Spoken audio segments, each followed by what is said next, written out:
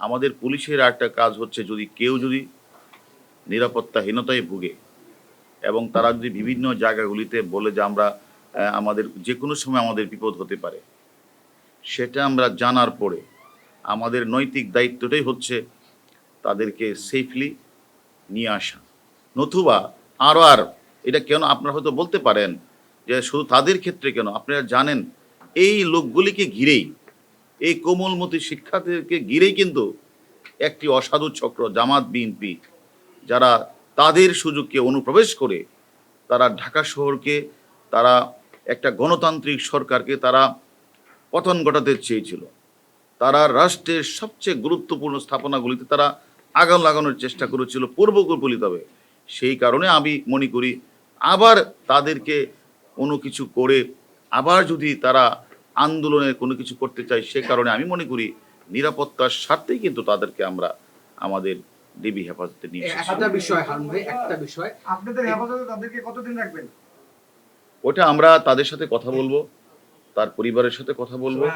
গতকাল একটা কথা বলেছিলেন যে তাদেরকেও জিজ্ঞাসা করা হচ্ছে, কারণ তাদের সাথে কয়েকজনের ফোন আলাপ হয়েছিল, সেই কথাটা তারা আপনি বলেছিলেন। হ্যাঁ, এখন পর্যন্ত আর যেহেতু সে আমাদের কাছে আছে নিরাপত্তার স্বার্থে, তারপরেও আমরা তাদেরকে বিভিন্ন বিষয় তো কথাবার্তা হচ্ছে যে আপনারা এই সুন্দর একটা আন্দোলন করছিলেন ঢাকা বিশ্ববিদ্যালয়ে, আর সেই আন্দোলনের মধ্যে আপনাদের কারা কারা আপনাদের সাথে যোগাযোগ করেছিল, কারা কারা আপনাদের কাছে আপনাদেরকে বিভিন্নভাবে উস্কানি দিয়েছিল, এটা আমরা জানতে চেয়েছি। তারা কিছু নাম্বারও আমাদের বলেছে, নামও দিয়েছে।